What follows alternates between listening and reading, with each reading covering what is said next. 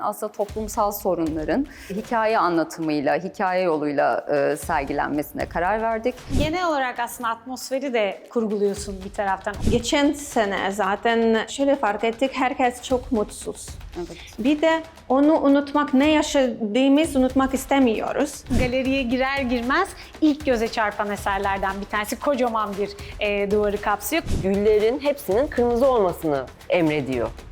Yani her gül kırmızı olacak diyor. Oradan yola çıktım. Yani rengi oradan geldi. Ama sergide de tam anlatıcısı o fısıltılar da onu destekleyen bir şey. Tabii. Çünkü aslında ürünü ürettirmek değil de çamurla aranızda kurduğunuz diyalog önemli.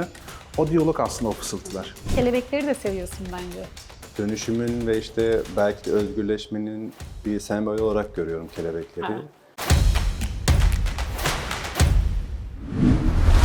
Aysun Öz'le Başka Şeylerden merhabalar. Bugün Ruzi Galeri'deyiz. İstanbul'da benim çok keyif aldığım ve kendimi bir masal ortamında hissettiğim bir galeriden, sergiden bahsedeceğiz. Ruzi Galeri'den. Ruzi Galeri geçen yıl açıldı ve 4. sergilerini de genç sanatçılara ayırdılar. Onu da birazdan Esra anlatacak. Benim Peri Masalım sergisinin içerisine girer girmez kendinizi gerçekten peri masalında hissediyorsunuz. Gerek seçilen renkler, gerek çerçeveler ve pek çok detay ve elbette işlerin kendisi. Hepsi bir masalı ve sanatçıların da kendi masallarını anlatmalarını sağlıyor elbette. Tüm bu genç sanatçıların, aslında genç de demek istemiyorum, hepsi çok tecrübeli. Kendi peri masallarını anlattığı bu sergiyi şimdi biraz derinlemesine konuşalım istiyorum. Sanatçılar da anlatacak ama öncesinde Ruzi Galeri'nin kurucusu Esra Çevik anlatacak ve Polina, sergimizin küratörü ve tüm bu aslında dünyanın yaratılmasında da çok önemli, etkili ve çok da kıymetli bir desteği var elbette. Polina Smochkina. Doğru söyledim mi? Doğru. Çok memnun oldum. Evet Esra, Ruzi Galeri geçen yıl, bir yıl önce Evet, açıldı. geçen Çok Şubat yeni. ayında, 2024 Şubat'ta açıldı. Bu dediğimiz gibi 4. sergimiz. Önceki sergiler daha tanınmış ve ünlü isimler yer almaktaydı. Ama bu sergi biz baştan beri aslında Ruzi'nin mottosu gençlere alan açmak, gençlerin sesini izleyicilere duyurmak. Onların özgürce ifade edebilecekleri sergiler planlamaktı ve My Fairy Tale sergisi de aslında buradan yola çıktı. Biz direktörüm Polina ile sergiyi planlarken aslında toplumsal sorunların hikaye anlatımıyla, hikaye yoluyla sergilenmesine karar verdik ve böylelikle öncelikle sanatçı atölyeleri ziyaret ettik ve hepsi aslında birbiriyle konuşan sanatçılar. Hepsiyle teker teker kendi hikayelerini oluşturmalarını istedik ve bu çerçevede Ruzi Galeri kürasyonu tamamladı. Ruzi'nin ismine gelmek istiyorum Evet. ya. Sergiye geleceğiz Polina. Tamam. Birazcık bekleteceğim seni. Ruzi nereden geliyor? Evet, Ruzi nereden geliyor? Böyle hazırda pembelerin önündeyken. Evet. Aslında Ruzi evet kızımın isminden geliyor. Aynı zamanda çiçek yüzü demek. Ruzi'yi ben aslında kızımın isminden esinlenerek açtım. Burası da zaten yeni yürüyen bir bebek gibi ve biz de bu yüzden çok özenli ve detaylı düşünüyoruz. Yenilikçi bir galeri aynı zamanda burası. Sadece bir sergileme alanı değil, sanatçıların ve sanatseverlerin buluştuğu aslında kültürel bir alan olarak planladık. İşte burada aktiviteler de yapmaktayız. Bir takım eventler yapıyoruz. Sanatçılarla koleksiyonerleri bir araya getirip. Yani dediğim gibi burada sadece duvarlarda eserler sergilenmiyor. İnteraktif yaşam alanı gibi düşünebiliriz biz burayı. Her türlü yaşayan bir sergi Evet, aslında. evet. Sanatseverlerin buluştuğu, sanatçıların, Aynen, sanatseverlerin. evet. Bir arada birlikte güzel vakit geçirebildiği bir aslında kültürel bir platform gibi düşünebiliriz burayı. Evet. Alan da çok müsait. Evet. 3 kattan 3 kattan oluşuyor ve biz aslında Ruzi ekibi olarak her sergiye özel tasarım da yapmaktayız. Yani her serginin konseptine uygun biz o alanı da yeniden tasarlıyoruz. Bu bize hem keyif veriyor hem izleyiciler açısından da bir farklı bir deneyim oluyor. Mesela bu sergide de işte arkamda gördüğünüz gibi duvarları pembeye boyadık ki hani insanlar gelenler kendilerini bir masalsı ortamda hissetsinler. Keza Simay'ın işi arka planda onun aslında eserinin detayları, motifleri var burada. Polina keza girişte çok cici bir bir gül tasarladı. O bir fanusun içinde. Yani dediğim gibi biz Ruzi ekibi olarak her sergide ayrı bir konsept de oluşturmaya çalışıyoruz ki hani izleyiciler biraz daha etkilensin ve kendilerini o dünyanın içinde hissetsinler diye. Evet. Kendimizi o dünyanın içinde hissettiğimiz benim peri masalıma gelelim. Evet. Polina Netçi'de direktörüsün. Hemen hemen her sergide zaten emeğim var. Küratörlük yapıyorsun bir taraftan da. Mesela bunun kürasyonu da dediğim gibi hani girdiğimiz anda o mesajı hissetmek üzerine, yani sadece beyaz duvarların olduğu, eserlerin sergilendiği, Esra'nın dediği Değil, gibi evet. bir galeri değil. Yani genel olarak aslında atmosferi de kurguluyorsun bir taraftan. Onu da küratör ediyorsun. Biraz hem Ruzi'nin bu sergiye bakışını belki anlatırsın, hem de bu sergi özelinde örnekler verirsin. Anlatmaya çalışacağım. Evet. Türkçe anlat, öyle başla. Sıkıştığın Tamam. yerde İngilizce Tamam, geç. Hiç sorun değil. İngilizce Anlaştık. Türkçe'de anlaşırız. Anlaşırız. İlk önce şöyle söyleyeyim. Bu sergi tam sanatçı bir de galeri işbirliği.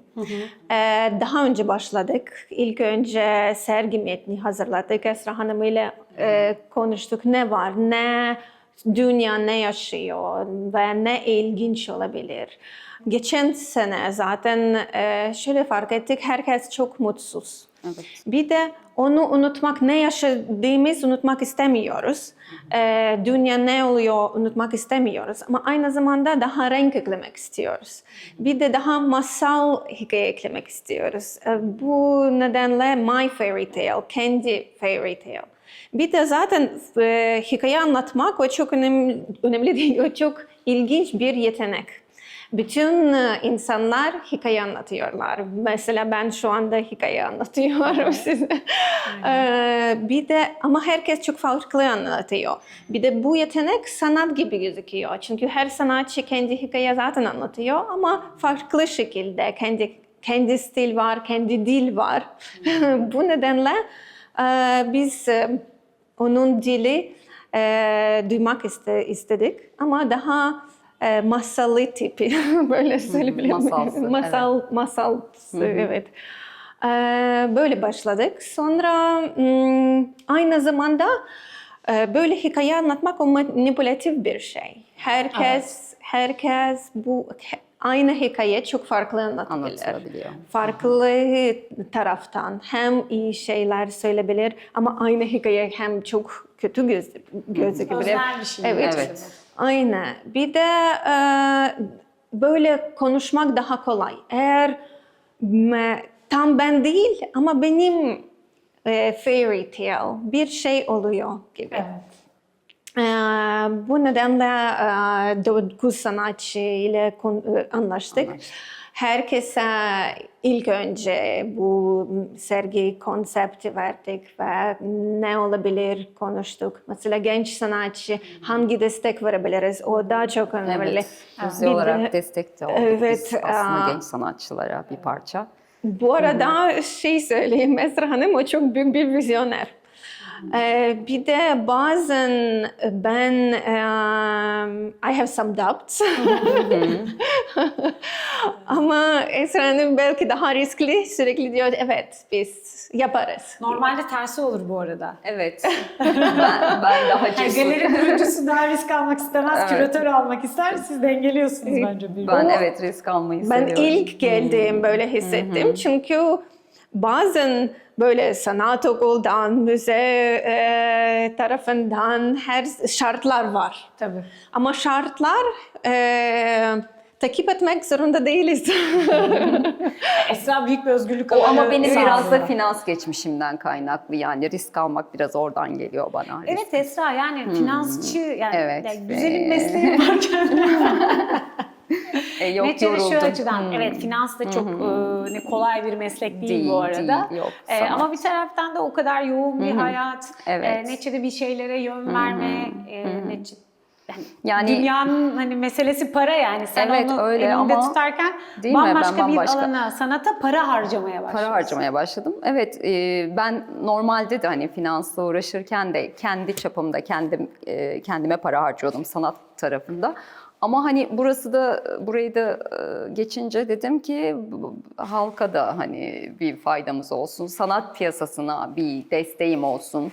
Çünkü dediğim gibi biz standart bir galeri mantığıyla açmadım ben burayı. Farklı bir şey yapmak istedim. Belki benim sanat geçmişim olmadığı için olabilir. Risk almayı da seviyorum. O yüzden burada her sergide aslında bir parça risk alıyorum. Ama bu benim çok hoşuma gidiyor. Çok evet keyif veriyor. İnsanları şaşırtıyor olmak ya da merak uyandırmak bir parça. O dediğim gibi benim biraz da hani geçmişte finansla uğraşıyor olmamdan kaynaklı. Bu şimdi genç sanatçılara ya da ismini Evet. çok duyuramamış Evet. sanatçılara yarıyor. Senin bu aslında Evet aslında girişimci öyle. ruhun. Evet yani onların da sesini... Ya, çünkü hani şu anda piyasada bildiğimiz kıymetli sanatçılarımız da sonuçta onlar da gençtiler bir zamanlar ve bir yere geldiler. Hani neden olmasın? Çünkü önünü açmadığın sürece hiçbir şekilde yani destek olmak gerektiğini düşünüyorum. O yüzden de Ve bundan da çok keyif alıyorsun. Çünkü tabii biz çok sanatçılarla keyif olan alıyoruz. iletişiminizi Evet, biliyorum. evet, aynen öyle. yani- Hepsiyle arkadaş gibiyiz. Çok rahat yani burası da çok rahat bir çalışma ortamı. Çok demokratik bir bir galeri. ihtiyacımız var. Evet şu zamanlarda özellikle son dönemlerde gerçekten demokrasiye ihtiyacımız ihtiyacımız var. var. O yüzden burada çok demokratik bir çalışma ortamı var. Herkes çok o yüzden keyifli. Böyle. Toplam 9 sanatçının. Evet. 9 sanatçı. 9 sanatçının kaç eseri? Bazen sanatçı Abraham gibi o 9 heykel, 8 heykel Heykel, hı hı. var. Toplam 9 heykel ve Kemal'in heykeli de var. Aha. Bir de- 20'ye yakın Evet, 20'ye eser var yakın aslında eser var. burada. Bir de hani son eklenenler de oluyor. Hani böyle aslında sergide yaşıyor. Masalda Evet, bir şekilde evet. anlatılmaya devam ederken bir taraftan da yaşanırken burası da yaşıyor yani. Serginin Aynen, kendisi evet. de yaşıyor. O da çok güzel. Tabii böyle değişik eserler Karusel. de var.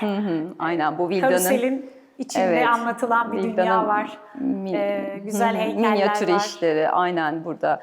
Keza yabancı uyruklu yine Nina'nın burada feminist işleri var, feministik işleri var. Hemen arkanızda Simay'ın aslında iç simyacı dediği eseri. Bu aslında dış dünyadan aldığımız korku, kaygı ve negatifliklerin iç dünyamıza yansıması şeklinde yaptığı bir iş. Pamir'in toplumsal kimlikle ilgili toplumsal kimlik eşitsizliğine atfettiği işler var. Aslında burada biraz da böyle provokatif işlerimiz de var. Toplumsal sorunlara da yöneliyoruz.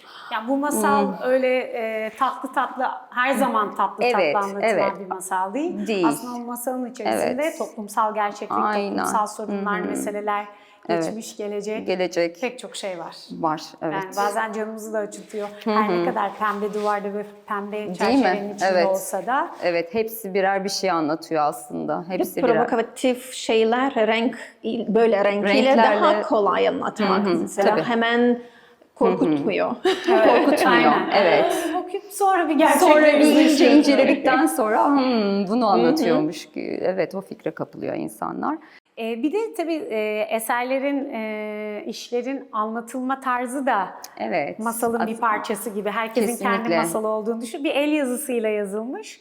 Evet. Bunu da aslında bir anlatalım isterim. Niye böyle? Niye normal her sergide gördüğümüz açıklamalar, kartonetler yok da böyle duvara yazılmış el yazıları? Bunu biz Polina ile tartışırken aslında QR'larımız da var ama QR'lar haricinde biz farklı bir şey daha yapmak istedik. QR künye bilgisi Çünkü anlatıyor. o Çok evet beğenişli. eserin ebatını, işte boyutunu vesaire ya da ismini anlatıyor. Ama burada hepsinin birer hikayesi olduğu için o hikayelerden birer alıntı yaptık biz. Yani her sanatçının yazdığı hikayeden birer parça, bir kuple böyle.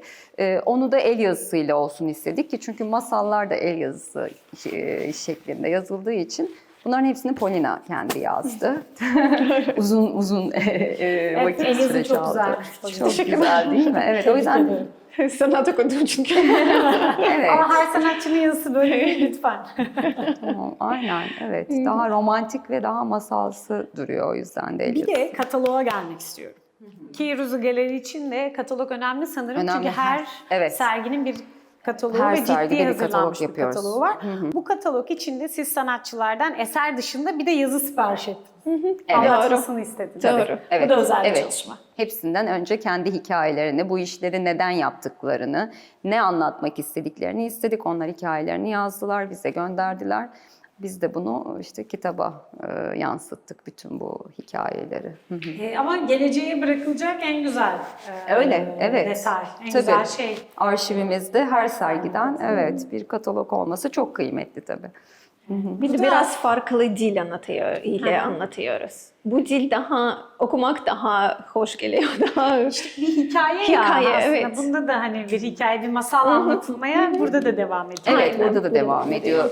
Aslında oradaki kataloğun, oradaki resim ve görseller de aynı şekilde. O görselin girişte de aynısı var. Aslında bunların hepsi tamamen bize ait. Tamamen biz tasarladık bunları. Bu galerinin Evet. logosu oldu. Çünkü Logomuz oldu. Gül, o Ruzi. Ruzi, Gül. Evet. Aynen, oradan geldi. 4. sergide aslında Ruzi'ye çok büyük bir katkı oldu. Evet, bu öyle oldu. sergi. Sonunda. Evet. Tabii Ruzi çok şehrin içerisinde hani ve geniş de bir ön tarafı var. Evet, yani vitrin evet. diyeyim. Vitrinimiz, tarafı, evet, geniş çok cam geniş. mekanlarla O yüzden çevrili. geçerken de ilgisini çekiyordur insanların ve ben hani Çekiyor. buradayken de Evet. çoluk çocuk hani gelip böyle geziyorlar. Bir uğrak Tabii noktası hafta gibi sonu olmuş. yürüyüşe çıkan aileler geliyor çocuklarıyla. Özellikle bu sergiye çok katılım var. Çünkü hani çocukların da ilgisini çekiyor. Burada bir karusel olması ve renkli duvarlardaki renkli eserler. Keza girişteki vitrindeki o kelebek etkisi falan çocukların da ilgisini çekiyor. Etiler Mahallesi'nin Evet, galerisi olduk. Aynen. Bir de daha welcoming. Welcoming, evet. Evet.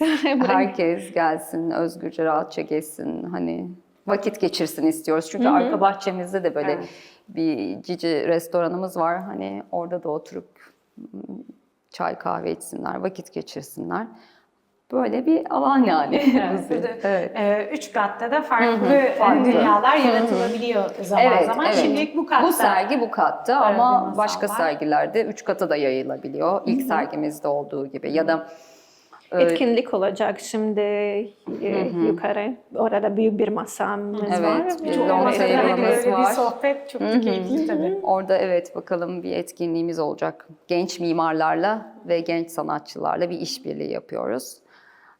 Evet. Aslında sanatın farklı disiplinleriyle, farklı sanatçılarla pek Evet. çok işbirliği Evet. Yapacaksınız. Onlara da alan açtığınız çok kıymetli bir mekan. Evet, Bu bazen mimari olur, Aynen. bazen resim olur, bazen heykel olur. Biz bazen mümkün seramik olur. mertebe birçok kitleye ulaşmak istiyoruz. Özellikle genç sanatçılar vasıtasıyla. Hem onların isimlerini duyurmak istiyoruz. Onların bilinirliğini arttırmak istiyoruz. Böyle.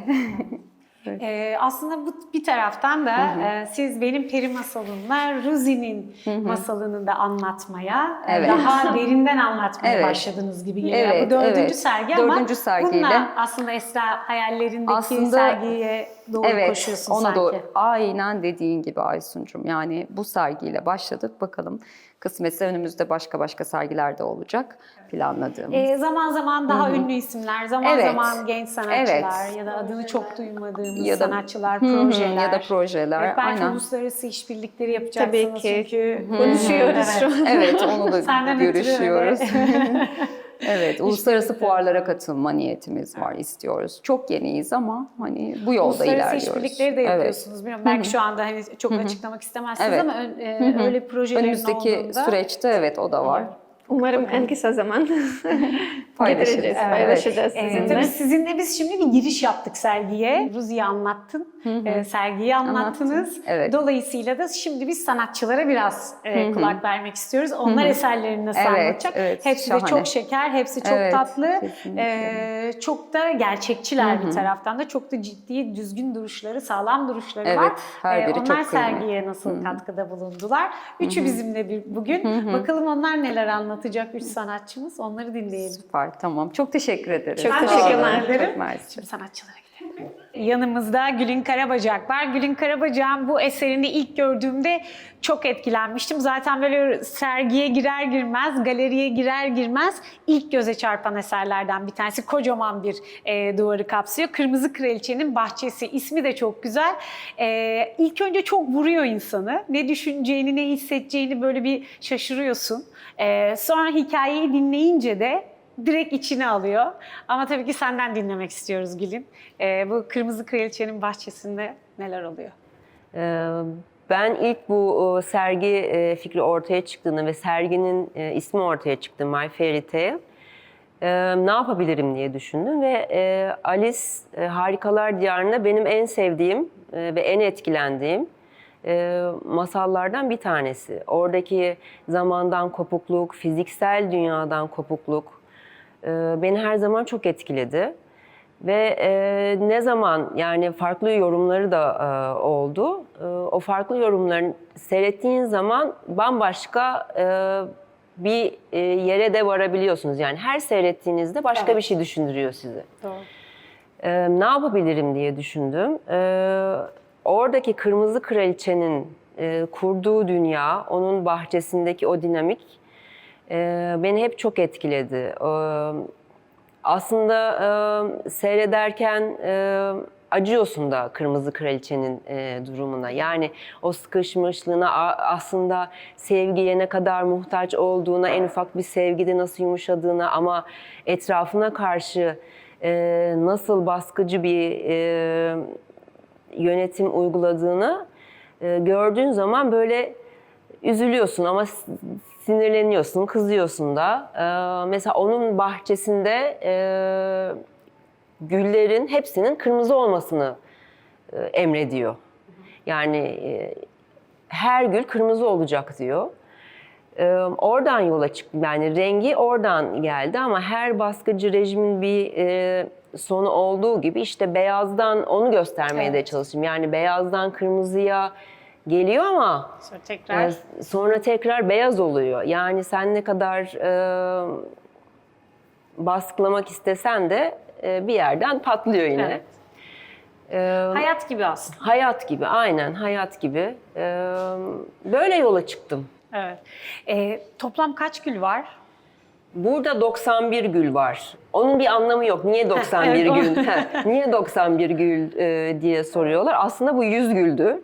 Fakat duvara yorumladığımız zaman böyle daha estetik olduğunu düşündüğümüz için 9 gülü çıkarttık. Onu da başka bir şekilde değerlendirdik sonra.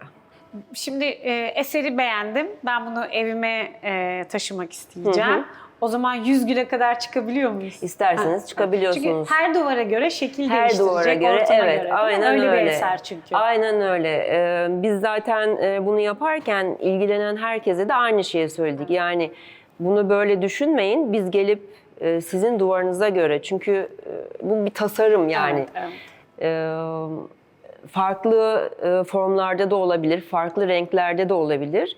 Size göre bir tasarım yapacağız. Yani hepsinin tek olmasını istiyorum zaten. Zaten burada da hiçbiri birbirine benzemiyor. Yani Farklılar. hepsi farklı farklı. O beni zaten çok cezbediyor.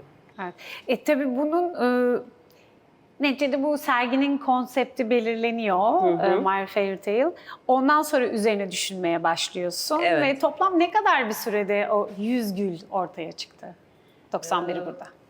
Bir ayda ortaya, aslında bir ay bunun için çok kısıtlı bir zaman iddialı. ama ben son anda dahil oldum buradaki sanatçı ekibine. İyi ki de olmuşsun ama. Çok severim. Çok Yani tamamlıyor evet, bence yani konsept. ellerimi kesti. Çünkü yaptığın zaman seramiğin şöyle bir şeyi var. Stresli bir sanat dalı aslında. Yani yapıyorsunuz, fırına koyuyorsunuz ama fırından ne çıkacağını bilmiyorsunuz. Mesela beklerken fırın içinden pat diye bir ses geliyor. Bir bakıyorsunuz, açıyorsunuz ki Dağılmış. yani dağılmış. O kadar çalışman boşa gitmiş. Sır lakin öyle. Yani sırlıyorsun sen. Ama ne çıkacağını tam olarak bilmiyorsun. Yani hep böyle bir stres, bir zamanla yarışma. bir aylık bir süre zarfında ama gece gündüz çalışarak bitirdim. Evet, valla bravo. Hepsi tek tek, el emeği, göz nuru. Evet, öyle. Ve yani evet, seramik hiç kolay bir sanat dalı değil. Bir kere bu formu vermek, şekil vermek, rengi tutturmak, onların pek çok süreci var. Sonra dediğin gibi bir fırına giriyor, nasıl Evet. çıkacağı belli değil. Orası ayrı bir süreç. Aslında biraz yani topraktan ya geliyor neticede seramiğin ham maddesi. Evet. Doğayla bir uzlaşı da sağlamak zorundasın. Hani rengini verirken de, işte o fırında pişerken de. O yüzden seramik çok özel diye düşünüyorum ben. Doğayla iç içe Evet, olduğum ve doğayla uzlaşmak zorunda olduğum bir sanat Evet, bir taraf. aynen öyle. Kavga etmeyeceksin. Yani çamurla haşır neşir olmak müthiş bir şey. Yani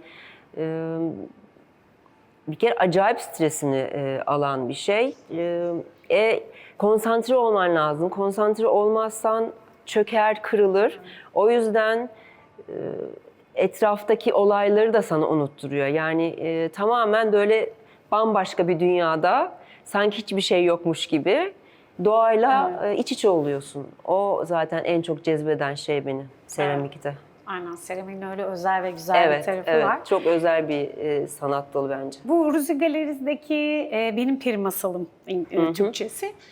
Serginin içerisinde özel bir duvarda, özel bir iş. Hem bütün arkadaşlara, yani bugün görüşeceğimiz bütün arkadaşlara da aslında böyle bir serginin içerisinde ve böyle, çünkü neticede bu karma bir sergi ama herkesin kendi istediği eserle ya da işte kafasına göre seçtiği ya da küratörün seçtiği bir eserle değil, özel olarak konseptin anlatılıp senin de ve diğer arkadaşların da özel üretim yaptığı bir sergi. O yüzden de özel bir tarafı var. Evet. Tüm hani bu sürecin içerisinde olmak genel olarak da benim beğendiğim, hatta çok beğendiğim bir sergi oldu. Gelirken de neyle karşılaşacağımı bilmeden ama karşılaştığımda da çok mutlu olduğum. Hem işleri beğendim. İşin içerisinde bahsettiğin gibi böyle dark bir taraf da var hikayenin ama umuda evrilen bir tarafı da Evet. var. İşte hayat gibi bir taraftan da. O yüzden özel de bir tarafı var bence. Sen nasıl ifade edersin? Ben açıkçası bu sergi teklifi geldiği zaman ben de bu kadar etkileneceğim, yani böyle ortaya böyle bir şey çıkacağını çok tahmin edemiyordum. Yani tabii buraya gidip geldik, daha işte bunun kuruluş aşamasında daha diğer sanatçı arkadaşlarımın işleri koyulmamıştı. Her geldiğimizde bir tane daha koyuldu. Ay bu, yani sonunda açılış gününe yani gecesine geldiğim zaman, tamamen görme fırsatını bulduğum zaman müthiş etkilendim. Ve yani çok mutluyum böyle bir projenin, böyle bir serginin bir parçası olmakta. Evet. Ellerinize sağlık. Çok teşekkür ederim. Neticede bu güllerin ifade ettiği anlam ve birlikte olmaları ve böyle bir alanda hem düşündürmeleri hem de renk vermeleri tabii bir taraftan çok etkileyici. Çok teşekkür ediyorum. Çok teşekkürler. Biz teşekkür ederiz.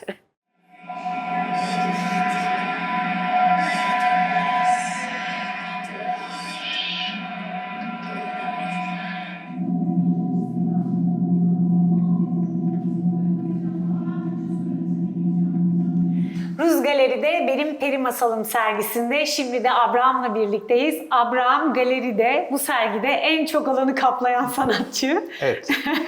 Hatta en çok parça da seninle galiba. Evet, biraz öyle oluyor. Yani görüntü olarak baktığımızda evet, çok adetliyim. Ama duvar çalışmasına istinaden bakacaksak 91. o kadar yok. Evet, o kadar yok. O kadar yok. Gül'ün orada hakkını vermiş, 91 Fazlasıyla. parça, hatta 100 dedi, 91'i burada dedi. Çok üretti. Hatta yüzün arkasında daha fazla üretim var da işte. Konsept yüzde kalmış Evet. ama bu duvar için 91'de çok da heybetli. Bu tarafa geçince de senin eserlerin tabii inanılmaz heybetli. Hem ses bakımından, çünkü şu anda ses yok biz rahat konuşalım diye, Evet. ama bu heykellerin içerisinden ses de geliyor. Fısıltılar ve zaten toprağın anlatıcısı Evet, karakter genel olarak adı. oyun. Evet. Abraham'ın ismi tanımı mı aslında toprağın anlatıcısı, bu konseptin mi? Bu konseptin. Evet. Çünkü bu konseptin içerisinde toprağın anlatıcısı olarak yer Ama almak. sanki Abraham için de doğru bir tanımlama. Belki yani Abraham isminin verdiği bir ağırlıktan kaynaklı olabilir. Geçmişte önemli isimler, yani Abraham'ın önemli bir isim olması tarih içerisinde Belki toprağın anlatıcısı olarak daha kuvvetli bir hale getirmiş olabilir elimi. Ama sergide de tam anlatıcısı o fısıltılarda onu destekleyen bir şey. Tabii. Çünkü aslında ürünü ürettirmek değil de çamurla aranızda kurduğunuz diyalog önemli. O diyalog aslında o fısıltılar. Kendisini anlatma isteği, her formun birbirinden bağımsız olması. Aslında o fısıltıların karşılığı bu. O yüzden toprağın anlatıcısı kendini anlatmaya başlıyor. Kendini ifade etmeye başlıyor. Ben sadece o anlatıcının gerçek rolünün üstünden kişi oluyorum. Evet. Şimdi benim peri masalım serginin ismi ve güzel de bir seçki yapılmış. Biraz önce Gül'ünle konuşurken de hani ben gelirken neyle karşılaşacağımı çok bilmeden Esra anlatmıştı bana heyecanla. 3 aşağı 5 yukarı bir şeyler tahmin ediyordum ama oldukça etkileyici bir anlatımla karşılaştım. Hepinizin eline sağlık. Senin için, senin peri masalın neticede bu.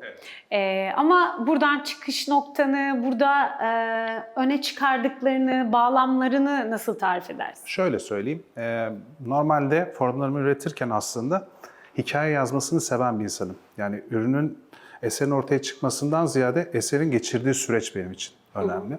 Ve o süreç içerisinde hissettiklerim aslında formun üstüne yansımaya başlıyor. Şu an tam arkanda kalan eser bir döngü üzerinde. Oradaki spiraller aslında bir koçbaşı motifi ama baktığında mayalarda toprağın üzerine çizilen bir antik hikayeyi anlatabiliyor. Ben hikayeleri etkilendiğim, okuduğum, izlediğim, gözlemlediğim şeylerle meç etmeyi de seviyorum. Bu meç ettiğim şeyler eserlerime yansımaya başlıyor. Çünkü bir anda ürün üretmeye başladığınızda, yani eseri ortaya çıkarmaya başladığınızda form sizden bir şey talep ediyor. Beni dinle, beni anla, beni gör, beni hisset. Bunları işitmeye başladığınızda formun üstüne yansımalar dökülmeye başlıyor. O dökülmeler de zaten eserin ana yapısını oluşturmuş oluyor. Ve şu an mesela duymadığımız o fısıltılar da bu eserin bir parçası. Çünkü konuşma var işin içerisinde.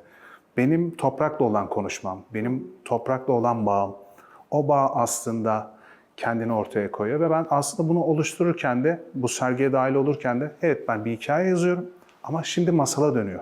Şimdi bir masal ortaya çıkıyor. Evet. Bu da masalın önemli bir parça. Daha büyük bir masalın daha özelleşmiş hali. Evet. Abrahamcısı aslında. Evet, kesinlikle öyle. Buradayız. Peki parçaları tek tek baktığımızda hepsinin farklı bir anlamı ve farklı bir fısıltısı var. Evet. Hikaye ifade dili olarak baktığımızda evet hepsi birbirinden bağımsız görünse de aslında topladığımızda aslında o bir fısıltının hikaye içerisindeki topluluğu değil de ayrı ayrı fısıltıların hikaye içerisindeki topluluğu. Çünkü birinde mesela dokunduğunuzda bir yardım çığlığı duyabilirsiniz ama birine dokunduğunuzda bir büyük annenin anlattığı masalı dinleyebilirsiniz torununa karşı.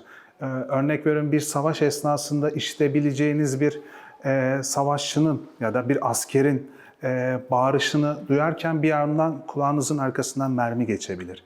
Aslında hepsi bir hikaye. Dokunduğunuzda sizin hissedebileceğiniz bir hikaye. Sizi alıp götürebilecek bir hikaye. Size kendini hissettirebilecek bir hikaye. O yüzden genelde hep derim.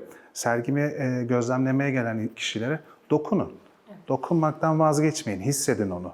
Anlamaya çalışın. Tanımlamaya çalışın. Çünkü her dokunduğunuzda elinizin değeceği her yüzey farklı bir hissiyata sizi alıp götürecektir. Evet. O yüzden sen dokunun dediğinde ben çok şaşırmıştım. Genelde dokunmayız ya biz eserlere, evet, ya da sanatçı da isterim. istemez. Ama aslında zaten hani bu toprak hani yaşayan bir şey, doğanın bir parçası bizim gibi. Yani ona dokunmak da hem ona farklı bir enerji veriyordur. Biz de ondan bir enerji alıyoruz neticede. Ki genelde de küçük bir parçayı ben dökmüş olabilirim. Yok ama o da şimdi şeye dahil. zaten Değil mi? Evet. Onu öyle şekilleniyor bir taraftan da. Hemen kendimi ifade edeyim bir taraftan. Ama buradan hani sergi bittiğinde hani neticede Mayıs'a kadar bu sergi Ruz Galeri'de devam edecek. Ama sergi bittiğinde bunların başkalaştığını, başka bir ses çıkardığını ya da enerji yüklendiğini düşünüyor musun eserlerin? Eserlerim eğer benim alanımdan çıkıp başka bir alana taşındı, evet hikaye bambaşka bir noktaya taşınıyor. Çünkü benim hissettiğim, benim anlattığımın ötesinde birden fazla insanın görebileceği veyahut da anlayabileceği bir ifade diline dönüşmeye başlayacaktır. Bazen ayrılmak istemeyebilirsiniz eserinizden ama eserin bir eve taşınması, bir mekanın içerisine girmesi, dışarıda kendini gösteriyor olması evet hikayenin daha kuvvetli hale getiriyor. Ben de o yüzden açıkçası bu sergide yer almaktan keyif alıyorum. Çünkü serginin ana yapısı bir masal üzerine kurulu olduğu için, hikaye yazmaktan keyif alan bir karakter olduğum için benim için bağdaştırıcı bir faktör. Ve bu mutluluk verici bir şey açıkçası. Evet. Tabii çok kısa bir zamanda bu eserler ortaya çıktı. Neticede sipariş üzerine, tema üzerine üretilen eserler bunlar.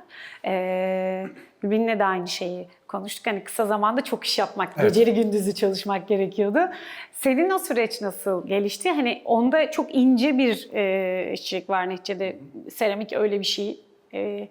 Sende de ama kocaman eserler ve yine bunda da işçilik ve büyük kocaman dev de bir Yani taraftan. benim hazırlanma sürecim şöyle oldu açıkçası. Benim hazırlığım ortalama 40-45 günlük bir süreç aldı. Çünkü birden fazla totem üretiyorsunuz ve totemler her birinin kendini anlatmasına müsaade etmeniz gerekiyor. O zaman içerisinde tabii ki de eser totemleri üretirken diğer yandan ne hissettiğimi de ya da ne anlatmam gerektiğini de anlamak için çamura bulaşmak gerekiyor. O yüzden bazen eylemler uzun sürebiliyor. Bazen farkında olmadan küçücük kısa zaman dilimleri içerisinde bir sürü eser üretebiliyorsunuz. Bunun için gecenizi gündüzünüzü katabilirsiniz. Ama ben hep şeyi denedim. Evet, ben şimdi seni üreteceğim. Okey. Birinci basamağın tamamlandı ama 2 ve 3'te bana ne anlatacaksın? Bir de şöyle bir yanı var hikayemizin. Seramik çok farklı bir eylem. Yaparsınız, koyarsınız kenara, kuruması gerekir, fırına girmesi gerekir, çıkıp tekrar karşınıza çıkması gerekir ama fırın sizin için sürprizdir. Fırına girip de patlayan eserim de var. Öyledir muhakkak. Hikaye yarıda bölündü. Anlatmak istemedim. Hikaye orada bitti. Evet, yenisini oluşturmanız gerekiyor. Bunu da yaşadım bu sergi oluşurken. Çok patlayan oldu mu? Yok, bir tane. Bir tane. Ama o bir tane bile şey diyor size, evet, nerede hata yaptım? Evet. Neyi kaçırdım? Toprak bana bunu anlatırken ben neyi göz ardı ettim? Çünkü toprağın anlatıcısınız. Aynen öyle. Biraz önce de yine aynı şeyi konuştuk. Neticede özellikle de seramik doğayla bir işbirliği ve uzlaşı gerekiyor. İşte uzlaşmadığında, işbirliği yapmadığında fırında patlıyor. Tabii ki de. Şu da var, yaparken de çökebilir. Tabii. Ben genelde insanlara hep şunu aktarırım. Çamurla iç içeyseniz kendinizi ona verin. Eğer müsaade etmezseniz toprağı dinlemeye, o muhakkak kafanızdaki düşüncelerle beraber çökecektir, yıkılacaktır, kırılacaktır. Benim de öyle ufak tefek hatalarım olabiliyor. Çünkü o hatayı bile deneyime dönüştürebiliyorsam benim için keyifli bir yolculuk oluyor. Evet, kesinlikle. Ama bu yolculukların hepsi bazen kötü bir şey de anlatıyor olabilir eser ama toplamında keyifli bir süreç sonucunda Benim için öyle sergide yerini almış gibi Tabii ki de. görünüyor. Çünkü hem geniş bir alanda kendilerini gösteriyorlar, hem insanları alan içerisinde kendilerine çekebiliyorlar. Hani her birine dokunmak için uzakta kalmanıza gerek yok. Yanına gidebiliyorsunuz. Onunla temas kurabiliyorsunuz. Önemli olan temas kurmak. Bu şu an karşılıklı kurduğumuz diyalog gibi. O temas kurduğunuzda her şey değişebiliyor. Bazen insanlar şaşırıyor. Evet, zincirler seramik mi? Evet, seramik. O da seramik. Dokunun, hissedin. Onu da anlayın. Çünkü o bir bağdır. Zincirlerin her birinin birbirinden bağlanması bir bağdır. Evet, gerçekten seramik. Bu arada dokundum ve seramik. Evet, hepsiyle birazdan sesi açınca ayrı bir bağ kuracağımı da eminim. Sessizken ayrı, sesliyken ayrı bağlar Muhakkak. kuruyoruz. Ellerine sağlık. Çok teşekkür ederim. Ben teşekkür ederim. Çok da keyifli bir sohbet oldu. Benim için de Çok da öyle. şey öğreniyorum bu arada her bir eserle ilgili konuşurken. Sanatçılarla sohbet etmek o yüzden de çok keyifli bir taraf. Atölyeye de bekleriz. Dokunduğunuzda. Bir de dokunduralım. Evet. Çamurun ham haline dokunduralım. Bakalım o zaman siz de bizim gibi totemler üretmek ya da amorf formlar, küpler üretmek isteyecek misiniz? Birkaç denemem oldu. Çok iyi sonuçlar çıkmadı ama seninle birlikte yaparsak belki başka bir şeye dönüşebilir. Muhakkak dönüşür. Çünkü her alan ya da her toprak farklı ifadedir. Muhakkak. Buradaki toprakların hepsi renk almamış halleri. Her biri farklı alanlarda çıkan topraklar. O yüzden Bu başka bir coğrafyanın toprağı. Evet. Bu başka bir coğrafya. O nereden mesela? bu Eskişehir'den gelme, bu İspanya'dan gelme. O İspanya toprağı. Her biri farklı. Evet. Her Farklı birinin ülkelerden de Tabii ki de. topraklar. Çünkü ben üretirken severim toprağa dokunmayı. Farklı topraklar denemeden bir iş yapmak benim için anlamsız gelir. O yüzden hep şeydir benim, yolculuğum hep denemedir. Yolda geçer. Yolda öğrendiklerimle geçer ve ben yolu severim açıkçası. Yol renklidir, Yol bataklıktır, yol taşlıdır ama görürsünüz, öğrenirsiniz, geliştirirsiniz ve siz olursunuz. Siz olmak için mücadele verdiğiniz yolda siz olursunuz. Çok güzel. Ellerine sağlık. Teşekkür Çok ederim. da teşekkür ederiz. Ben teşekkür ederim. My Fairy Tale Benim Peri Masalım sergisinde Kemal Özen'le birlikteyiz. Kemal'in işi sergiye girer girmez solda ilk karşılaştığımız ve konsepti de direkt algıladığımız eserlerden ikisi. 3 işi var. Diğer 3. işini de birazdan göreceksiniz. O da çok etkileyici. Evet Kemal, aslında hani benim peri masalım deyince hani masal ve burada bir hikaye anlatıcılığı, bir masal anlatıcılığı var ve kendimizi hani bir masalın içinde bulmayı hayal ediyoruz buraya gelirken. Ve senin eserlerinde o masalın içerisinde, hatta o masal fanusunun içinde bulmuş gibi de hissediyoruz ve iki farklı renkte, farklı duyguda eser var. Hani senden özetlemeni isteyeceğim. Hani senin bu sergiyle olan bağın, ilişkin ve bunlar bize aslında nasıl bir masal anlatıyor? Yani bu işler aslında biraz böyle insanın kendi iç dünyasına yönelmesi ve işte kendi doğasını yaratması ya da kendi cennetini yaratması üzerine kurguladığım işler. Çünkü dışarıda çok böyle tekinsiz bir dünya içinde yaşıyoruz artık günümüzde. Bu tekinsizlikten kurtulmak için insanların işte kendi kendine güvenli alanlar oluşturması üzerine kurguladığım bir işti bu. Çünkü bu dışarıdaki olan bu tekinsizliğe karşı bir şekilde bir savunma geliştirmemiz gerekiyor.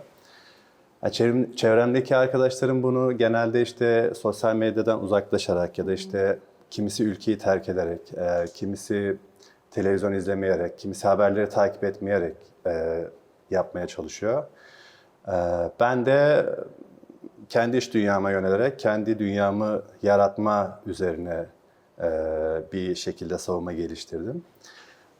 Ama bunda gördüğünüz gibi burada bir doğa betimlemesi de var. Yani bir doğa içinde kendi doğasını oluşturmuş bir kişi görüyoruz. Doğa yapmamın sebebi de aslında biraz kendimizi, yani aslında huzur bulduğumuz bir alan olarak doğayı düşünüyorum. O yüzden işte buradaki figürler böyle bir doğa içinde oturarak ve sırtını izleyiciye dönerek, yani tamamen kendi iç dünyasına yöneldiğini izleyiciye de hissettirerek konumlanmış durumda. Tabii buranın yani benim peri masalım deyince bir peri masalının doğanın içinde olması ayrı da bir aslında vermek istediğin mesaj belki olmayabilir ama benim algıladığım şeylerden bir tanesi de neticede bir fanusun içerisinde bir doğa, bir masal ve bir hikaye. Yani kendini korumaya çalıştığı güvenli alanı belki de karakterlerin. Bunun hep doğada ve böyle de güzel bir ormanın içerisinde olmasının sebebi aslında hep bizim hani doğaya dönüş arzumuz, kendimizi orada arındırmamız, orada mutlu ve huzurlu hissetmemiz. Ama bir taraftan da geldiğimiz noktada dünyaya şu anda insanlık tarihinde en çok hasar verdiğimiz noktadayız bir taraftan da. Durdurulamaz bir şekilde de tahrip ediyoruz. Her gün işte bilmem ne kadar atık, bilmem ne kadar gaz, bilmem ne kadar tahribat ölçülüyor da bir taraftan. Bir yıllık enerjimizi ya da hakkımızı çok daha da erken bitirdiğimiz günlerdeyiz. Biraz bana onları da hissettirdi ve öyle bir eleştiri de var sanki işin içinde diye düşünmedim değil. Ya tabii son zamanlarda bahsettiğiniz gibi işte artık geri dönülemez olan bu doğa tahribatının sonuçları olarak gelecek nesillerin bizim yaşadığımız o doğa içinde yaşamayacağı öngörülüyor. Belki işte gelecekteki bu kaygıların üzerimdeki yansımaları da olabilir. Bu kadar doğa betimlemesinin olması olabilir yani, evet. Evet. Tabii dediğim gibi hani girişte ilk senin eserini görüyoruz ve hani masalla, peri masalıyla ilişkiyi çok rahat kurabildiğimiz iki eser burada. Dediğim gibi 3. eserde de daha da net bir ifadeyle belki görüyoruz zaten onu. Daha rahat ilişki kurmak belki mümkün diğer. Çünkü o bir heykel. O ikinci heykelin. Dolayısıyla çok heykele çalışmıyorsun ama bu sergi için ikinci defa bulaşmışsın diyebilir miyim bilmiyorum ama çok da etkileyici olmuş. Teşekkür ediyorum. Ya o heykelin de aslında çıkış noktası biraz işte insanın kendi kendini iyileştirmesi üzerine buradaki işlerle olduğu gibi. Ve biraz böyle anne ve çocuğu arasındaki şefkat ilişkisi üzerine, korumacılığı üzerine bir işti. İlk sergim, yani ilk heykel işim de biraz onun üzerine. Yani bu kurgulayarak yaptığım bir şey değil ama böyle denk geldi galiba. O işim de 2017'deki bir kişisel sergimde sergilenmişti. Orada da yine annelik üzerine kurguladığım bir iş, bir heykeldi. Bu ikinci heykelimin de yine annelik ve işte o korumacılığı, şefkati üzerine olması ben de sonradan bir düşününce hani bana da ilginç geldi ve biraz hoşuma gitti tabii ki. Evet.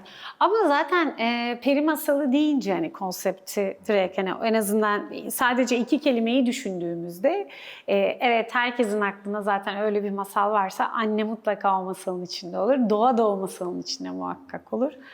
Kelebekler de olur. Kelebeklerle hem burada kelebek var hem o eserde de zaten heykelinde de kelebek var. Kelebekleri de seviyorsun bence. Kelebekleri seviyorum çünkü ilginç bir dönüşüm içeriyorlar. Hani dönüşümün ve işte belki de özgürleşmenin bir sembolü olarak görüyorum kelebekleri. Çünkü yerde sürünen bir tırtıldan uçmaya başlayan bir forma dönüşmek ve işte çok renkli başka bir şeye dönüşmek çok ilginç bir dönüşüm. Hani doğada bu tip bir dönüşümü yapan başka bir canlı yok diye biliyorum. Evet, ilginç bir dönüşüm dediğin doğru. Ve bunu biz gözlemleyebiliyoruz çocukluktan itibaren. Bence o da etkileyici. Yani denizin dibindeki başka dönüşümleri ya da toprağın altındaki ya da daha çok daha yoğun bir doğanın içerisinde olan değişimleri görmüyoruz ama kelebek çok daha ulaşılabilir, çok daha samimi Masalsı geliyor. bir şey zaten Evet, o dönüşümde. masalsı, evet. Yani işte tek renk bir tırtılın işte çok renkli bir kelebeğe, canlıya dönüşmesi. Çok güzel bir görüntü ayrıca. Bir de kolay ilişki kuruyoruz. Dediğim gibi gözlemleyebildiğimiz için hepimize çok sıcak geliyor. O yüzden de masal deyince içinde kelebek de oluyor. Yani evet, yani masallar biraz böyle daha çok nasıl diyeyim, doğaüstü ya da işte gerçekliğine çok inanmayacağımız hikayeler üzerine kurgulanmış şeyler. Kelebeğin dönüşümü de biraz öyle bir şey. Yani hani şu an tabii ki artık her şeyin biyolojisini, kimyasını çözmüş durumdayız. Nedenlerini ve sonuçlarını çok iyi anlayabiliyoruz ama yine de böyle bir zihninde canlandırmaya çalıştığımız zaman o dönüşümün olabiliyor olması gerçekten çok enteresan Mucize gibi bir ve şey, evet. masalsı. Aynen. Evet. Mucize gibi, bir çocuğun doğması da bir mucize gibi, Tabii, bir anne tabii, için, aynen bir kadın öyle. için gibi. Aynen öyle. Serginin içerisinde yani Ruzi Galeri'de Benim Peri Masalım sergisinin içerisinde olmayı da sormak istiyorum. Çünkü hem konseptle çok iyi ilişki kurmuş eserler var, hem tüm içindeki sanatçıların birbiriyle ilişkisi, konuşması, eserlerin birbiriyle konuşması da bence gayet başarılı bir şekilde kurgulanmış küratöryel anlamda. Dolayısıyla sen nasıl anlatırsın ya da tarif edersin? Yani bu açıdan aslında Polina ve Esra'yı tebrik etmek gerekiyor bence. Çünkü ben şimdi 15 yıldır neredeyse bu piyasa içindeyim. Hiç böyle atölyeye gelip de sanatçılarla birebir iletişime geçip, onları dinleyip, onları anlayıp bir sergiye teklif eden kişi görmedim açıkçası. Bir sistemsel eleştiri yapacaksam. O açıdan hem Polina'nın hem Esra'nın bu sergi için yaptığı bu özverili davranışlar bence takdire şayan. Diğer konu da yine Polina'nın gözüne ve fikrine dayalı bir şey bence. O bu konsepti ve işte sergiyi oluşturdu. Güzel de işler bir araya geldi. İyi de sanatçılar bir araya geldi. Burada tanıştığım sanatçılar da oldu işleriyle birlikte. Ben de burada olmaktan mutluyum açıkçası. güzel bir sergi oldu yani. Evet, bence de çok hoş bir sergi olmuş. Bundan sonra da zaten hani bu ilişkiler muhakkak devam eder. Farklı sergilerde farklı birliktelikler olur. Polina'nın evet küratörler anlamda bu yarattığı etki ve sipariş de bence önemli bir şey. Yani böyle bir tema belirleyip sipariş vermek de ve sizin o yaratıcı dünyanıza işi bırakmak da ayrıca bir şıklık gibi geliyor ya da daha özel kılıyor sanki sergiyi. Ya evet, işte Polina ve Esa benim atölyeme geldiklerinde böyle bir sergi yapmak istediklerinden bahsetmişlerdi. Ondan sonra da zaten hani böyle bir hikaye zihnimde vardı. Bu sergiyle çok iyi eşleşeceğini düşündüm. Zaten diğer işlerim de biraz benim hikaye anlatma üzerine, işte günümüzü biraz hikayeleştirmek üzerine. Ama buradaki işler daha böyle bir kendime yönelik oldu diyebilirim. Çünkü diğer işlerimde daha çok dışarıyı gözlemleyip aktardığım bir süreç izliyordum. Burada daha çok kendi kendime yönelerek bir dünya oluşturmaya yöneldim. O açıdan benim için de bir değişimin habercisi gibi oldu bu işler diyebilirim yani. Evet. Kemal'in dünyasından yeni haberler, yeni Abraham'ın dilinden konuşayım, fısıltılar diyeyim bari. Onun böylece fısıltılarına da atıfta bulunmuş olalım. O da toprağın fısıltılarıyla bizi etkiliyor. Çok teşekkürler. Ben teşekkür ederim. Ayağınıza sağlık.